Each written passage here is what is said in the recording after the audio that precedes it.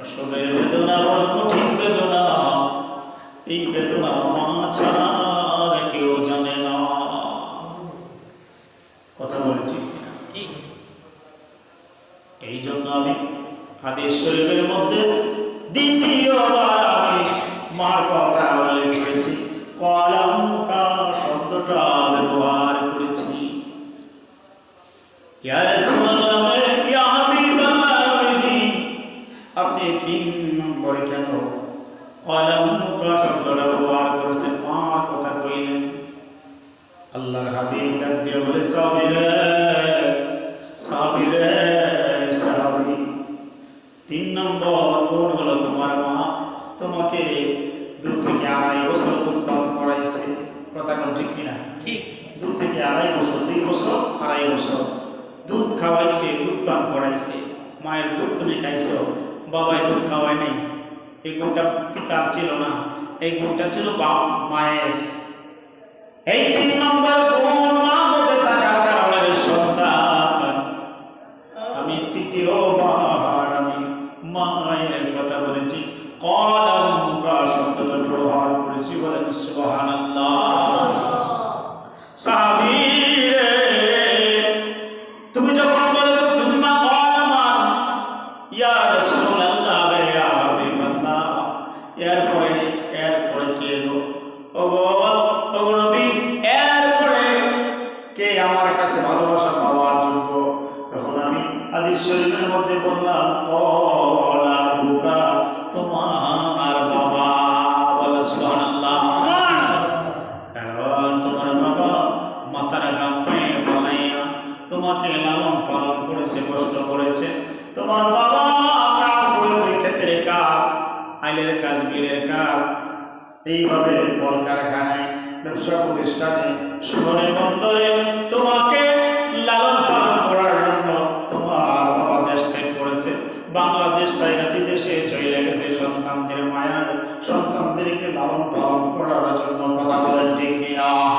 এই যে তোমার পিতা এতটা কষ্ট সন্তান তোমার জন্য করেছে, এই জন্য আমি নবী 4বার কলামকা শব্দটা ব্যবহার করছি। বলেন সুবহানাল্লাহ।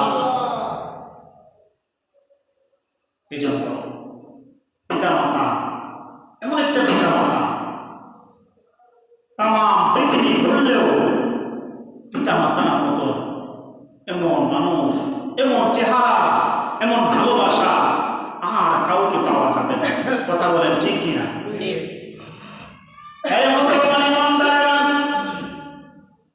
ধরেন কথার কথা, আপনাকে রকেট ভাড়া করে দেওয়া হলো, বিমান ভাড়া করে দেওয়া হলো, বিনা পয়সায় ঘুরবেন সারা পৃথিবী। আপনাকে বলা হলো সারা পৃথিবী ঘুরবা, 1 পয়সাও লাগবে না, রকেট দিয়ে ঘুরবা, বিমান দিয়ে ঘুরবা। তোমার মা মইরা গেছে, তোমার মায়ের বড় একটা মা তুমি তালাশ করে নিয়ে আসবা। সম্ভব? কথা বল, সম্ভব? তোমার মা মরে গেছে, তোমার আব্বা মরে গেছে, এরে তোমার রকেট ভাড়া করে দেওয়া হলো, বিমান ভাড়া করে দেওয়া হলো, স্থলপথে চলবা গাড়ি ভাড়া করে দেওয়া হলো, উন্নত মানের গাড়ি ভাড়া করে দেওয়া হলো। তাম পৃথিবী তুমি ঘুরবারে সন্তান, কিন্তু তোমার মায়ের চেহারার মতো, আব্বার চেহারার মতো একটা মানুষ তাম পৃথিবী খুঁজে পাবে না। কথা বলেন ঠিক কিনা? ওরে মায়ের না দেখলে আমার জীবন বাঁচে না রে। ওরে মাঝে কি জিনিস রে সন্তান, মাঝে কি জিনিস, মাঝে কি জিনিস রে সন্তান, মাঝে কি জিনিস। ওরে নগরে বন্দরে ঘুরি পাইতে মায়ের মতো, নগরে বন্দরে ঘুরি রে আমি পাইতে মায়ের মতো। ওরে মায়ের মতো পাইয়া আমি এই না জগৎ সংসারে রে, মাঝে কি জিনিস রে সন্তান, মাঝে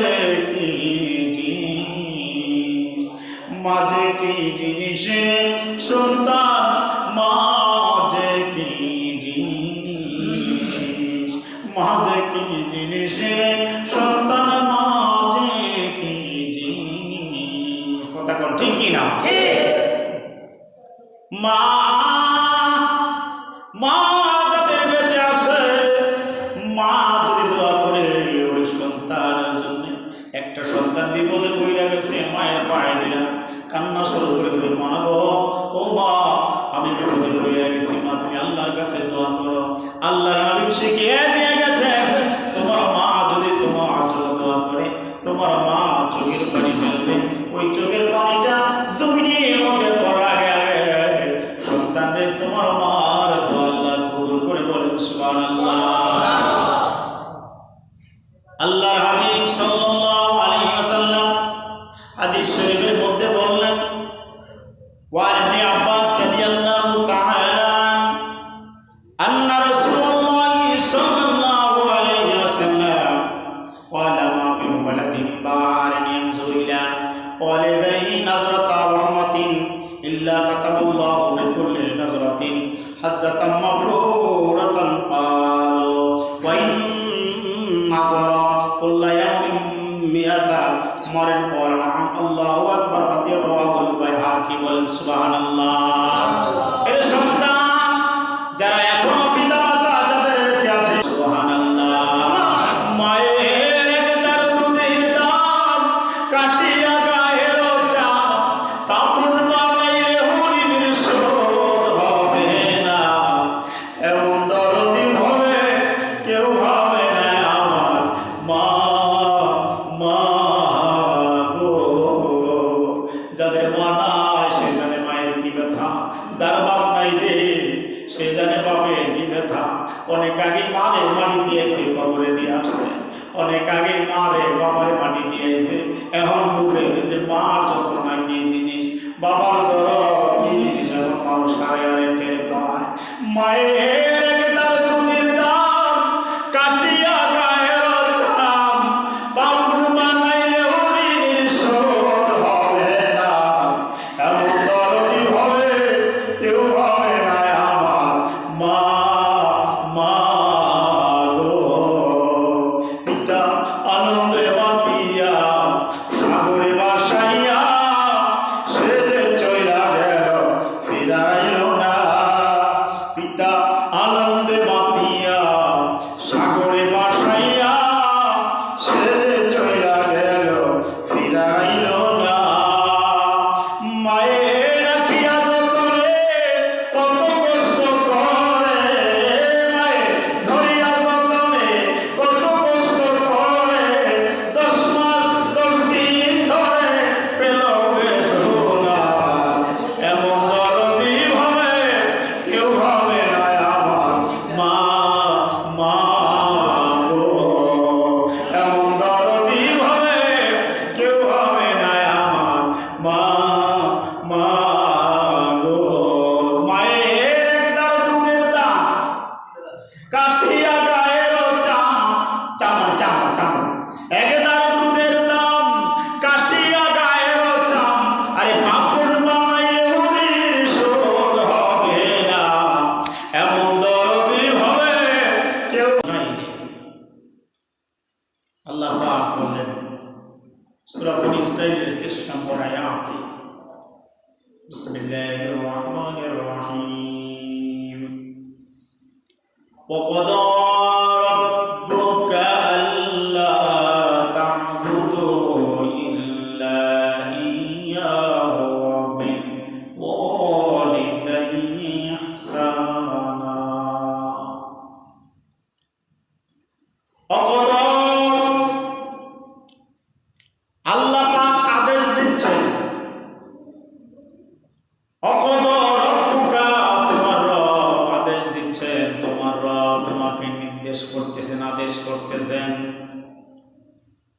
অকদা রব্বুকা আল্লা তা'বুদু, একমাত্র ইবাদত বন্দেগী করবে আল্লাহ। আমরা কার ইবাদত বন্দেগী করব? আল্লাহ। আল্লাহ তা'বুদু, একমাত্র ইবাদত বন্দেগী করবে আল্লাহ। আল্লাহ তা'বুদু ইল্লা ইয়্যাহু ওয়া বিল ওয়ালিদাইনি ইহসানা। পাশাপাশি আল্লাহ পাক বলেন, আমার ইবাদতের পাশাপাশি আরেকটা ইবাদত রয়েছে, সেটা হলো অবিল ওয়ালিদাইনি ইহসানা, পিতা মাতার সাথে সৎ আচরণ করো, পিতা মাতার সাথে ভালো আচরণ করো, পিতা মাতার সাথে নম্র আচরণ করো, পিতা মাতার সাথে ভদ্র আচরণ করো, পিতা মাতার সাথে সৎ আচরণ করো। এরে মুমিন, তোমার পিতা মাতার সন্তুষ্টি তো আল্লাহর সন্তুষ্টি, পিতা মাতা নারাজ তো আল্লাহ নারাজ। তোমার নামাজ কাজে আসবে না, তোমার রোজা কাজে আসবে না, তোমার হজ কাজে আসবে না, তোমার যাকাত কাজে আসবে না, তোমার দান সদকা কাজে আসবে না, তোমার কোন ইবাদত আল্লাহ তাআলা কবুল করবে না। রে তুমি যা কিছু করো না কেন, তোমার রুকু, তোমার সিজদা, তোমার তাসবিহ, তোমার জিকির, তোমার সকল ইবাদত সব পিতা হয়ে যাবে যদি তোমার পিতা মাতা তোমার প্রতি নারাজ থাকে। আর যদি পিতা মাতা রাজি থাকে, তোমার একটা আল্লাহ ডাক, আল্লাহ বলে ডাক দিয়েছেন, এই ডাকটা সরাসরি আল্লাহ পাক কবুল করবে। বলেন সুবহানাল্লাহ।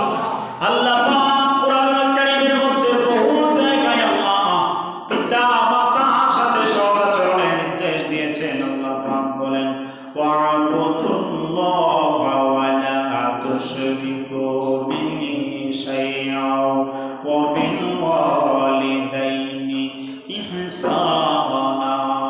সূরা নিসা 36 নম্বর আয়াতের মধ্যে আল্লাহ পাক বলেন ওয়া'বুদুল্লাহ, তুমি ইবাদত বন্দেগী করবে আল্লাহ। ওয়া'বুদুল্লাহ, ইবাদত করবে আল্লাহ। ওয়ালা তুশরিকু বিহি শাইআ, আল্লাহর সাথে কাউকে শরীক করো না, আল্লাহ সমকক্ষ কাউকে মনে করো না, আল্লাহ সমান কাউকে শরীক করো না, মনে করো না, আল্লাহর সাথে শিরক করো না। যে কাজ করলে আল্লাহ নারাজ হয়ে যায়, যে কাজ করলে আল্লাহর সাথে বেয়াদবি হয়, যে কাজ করলে যে কথার মাধ্যমে শিরক হয়ে যায়, ওই কথার দ্বারা কাছেও যেও না। বলেছেন কে? আল্লাহ। আওয়াজ দিয়ে বলেন কে? আল্লাহ। এই জন্য আল্লাহ বলেন ওয়ালা তুশরিকু বিহি শাইআ। এরপর আল্লাহ বলেন বিল ওয়ালিদাইনি ইহসানা, পিতা মাতার সাথে সৎ আচরণ করো, ভালো আচরণ করো। একজন সাহাবী, হাদিস শরীফের মধ্যে আসছে, আজকের হাদিস শরীফের মধ্যে আসছে, ওয়া নবী উমামা রাদিয়াল্লাহু তাআলা আন্না রাজুলান ক্বালা ইয়া রাসূলুল্লাহ মা হাক্কুল ওয়ালিদাইনি আলা ওয়ালিদিহিমা ক্বালা মা জান্নাতুকা ওয়া নারুকা রাওয়াহু ইবনু মাজাহ। একজন ব্যক্তি এসে নবীজিকে প্রশ্ন করলো, উমামা থেকে বর্ণিত, আন্না রাজুলান, একজন ব্যক্তি এসে জানতে চাইলেন, প্রশ্ন করলেন, নবী গো, সন্তান সন্ততির দায়িত্ব কি, তাদের কর্তব্য কি পিতা মাতার উপরে, তাদের হক কি, পিতা মাতার সাথে কিরকম আচরণ করবে, সন্তানের কি কি দায়িত্ব রয়েছে। আল্লাহর নবী বললেন ক্বালা মা জান্নাতুকা ওয়া নারুকা, পিতা মাতা হইল তোমার জান্নাত, পিতা মাতা হইল তোমার জাহান্নাম। অর্থাৎ পিতা মাতার সাথে সৎ আচরণ করলে তুমি জান্নাতি, আর পিতা মাতার সাথে বেয়াদবিমূলক আচরণ করলে তুমি জাহান্নামী। তোমার নামাজ মিছা হয়ে যাবে, তোমার রোজা মিছা হয়ে যাবে, তোমার হজ মিছা হয়ে যাবে, তোমার যাকাত মিছা হয়ে যাবে, তোমার সকল আমল বরবাদ হয়ে যাবে যদি পিতা মাতা নারাজ থাকে। অন্য হাদিস শরীফের মধ্যে আসছে, ওয়া নবী হুরায়রা রাদিয়াল্লাহু তাআলা قال جاء رجل النبي صلى الله عليه وسلم فقال يا رسول الله من أحق بحسن صحابتي قال أمك قال ثم من قال أمك قال ثم من قال أمك قال ثم من قال أبوك رواه البخاري বলেন সুবহানাল্লাহ। বুখারী থেকে বর্ণিত একজন সাহাবী এসে জানতে চাইলেন, নবী গো, আমার কাছে সবচাইতে সৎ আচরণ, সবচাইতে ভালোবাসা, আদর, স্নেহ, মায়া, মমতা পাওয়ার ব্যক্তিকে। নবী বললেন ক্বালা উম্মুকা,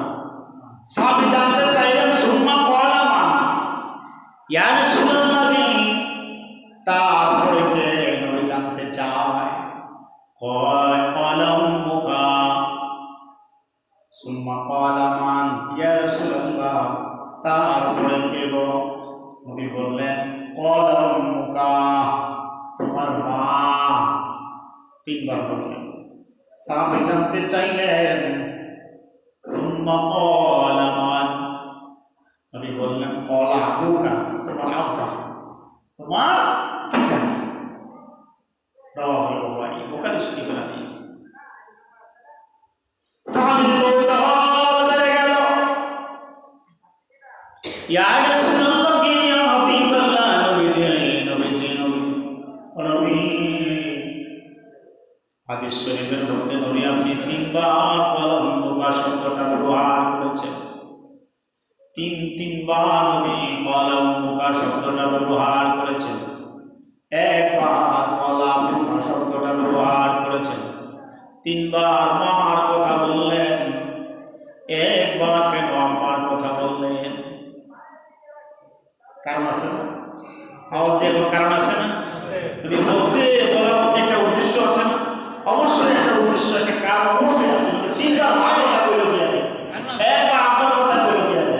আব্বার কি বুঝে গেছে না? আছে, কারণ আছে। সাহাবী জানতে চাইলেন নবীজি নবী গো, তিনবার আপনি মার কথা বললেন, একবার কেন আব্বার কথা বললেন? নবী জানতে চায়। সাহাবীরে তিনবার মার কথা বলেছি রে সাহাবী, তিনটা গুণ তোমার মার মধ্যে বেশি আছে। সুবহানাল্লাহ। পিতার মধ্যেও আছে, তবে তিনটা আলাদা গুণ মায়েদের মধ্যে আছে, যে তিনটা গুণ পিতার মধ্যে নাই। তিনটা আলাদা বড় বড় গুণ। এই গুণ আল্লাহ তাআলা আমাদেরকে দান করেছেন, যে গুণ বাবাদেরকে দান করেন নাই। এই তিনটা গুণ বেশি থাকার কারণে আমি তিনবার